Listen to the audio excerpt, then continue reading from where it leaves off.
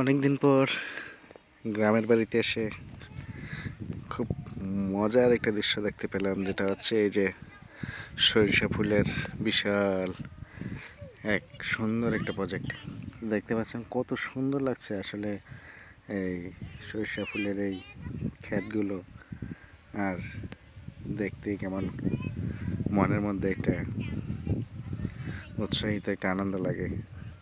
তো আমার কাছে, আমি অবশ্য অনেক দিন ধরে আসবো আসবো বলে এই সময়টা পাচ্ছিলাম না, তো হুট করেই আজকে এসে একদম বাড়ির পাশে পেয়ে গেলাম এই সরিষা ক্ষেত। এই সরিষা ক্ষেত অবশ্যই বেশ কয়েক বছর ধরে আমার খুব একটা ইয়ে ছিল যে অনেক দিন ধরে সরিষা ক্ষেতের পাশাপাশি যাব, সরিষা ফুল দেখব, তো কিন্তু হচ্ছিল না সময়ের অভাবে। তো দেখতে দেখতে আজকে আমরা অবশেষে চলে আসলাম, যার জন্য সত্যি অনেকটা ভালো লাগছে আমার কাছে। তো আমি আরেকটু এই পাশটা দেখানোর চেষ্টা করছি। তো এইখানে আসলে যেটা বলে যারা মধু বিক্রেতা, যে সরিষা ফুলের মধু, কিন্তু আমি এখানে এসে আসলে প্রমাণ পেলাম যে আসলে সরিষা ফুলে এত পরিমাণ মৌমাছি থাকে যে অনেক মৌমাছি, প্রতিটা আমার মনে হয় প্রতিটা 10টা ফুলে একটা মৌমাছি। তো এত পরিমাণ মৌমাছি থাকে যে আপনার, আমার মনে হয় আশেপাশে অনেকটাই মৌমাছির মধুপোকের বাসা তৈরি হয়।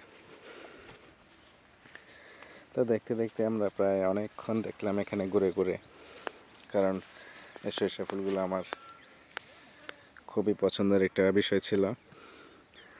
আমি অনেক দিন ধরে আসবো আসবো করে এখানে সময় ব্যয় করেছিলাম আসলে। তার পাশাপাশি যে আলু ক্ষেত রয়েছে, যারা আলুর ফলন ফলায়, আলুর চাষ করে, খুব সুন্দর লাগছে আসলে। আর এতটা সুন্দর লাগার বিষয় সবসময় আসলে পাওয়া যায় না, যদিও ছোট্ট একটা জিনিস কিন্তু অনেকটা সৌন্দর্য জিনিস। অনেকের কাছে মনে হবে যে আসলে কিছুই না, কিন্তু আসলে আমার কাছে বিশাল মনে হচ্ছে, কারণ হচ্ছে এগুলো আমাদের এদিকে সচরাচর দেখা যায় না।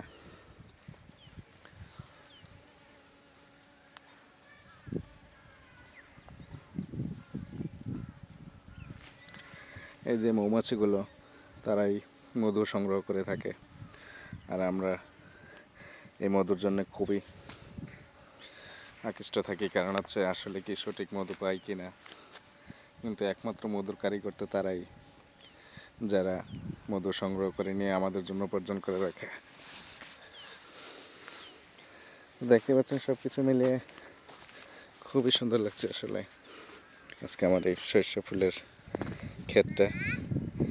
আর আমাদের পাশে রয়েছে আমাদের ছোট্ট বাবা, যিনি শাক কুড়াচ্ছে। তুমি কি করছো? এটা কি শাক? কি শাক? হ্যাঁ, বোত্তা শাক। তা আমরা এটা বোত্তা শাক বলে চিনি আসলে। শাক কুড়াচ্ছে, আর খুব শখ শাক উঠাবে। যাই হোক, সবাই ভালো থাকবেন, সুস্থ থাকবেন।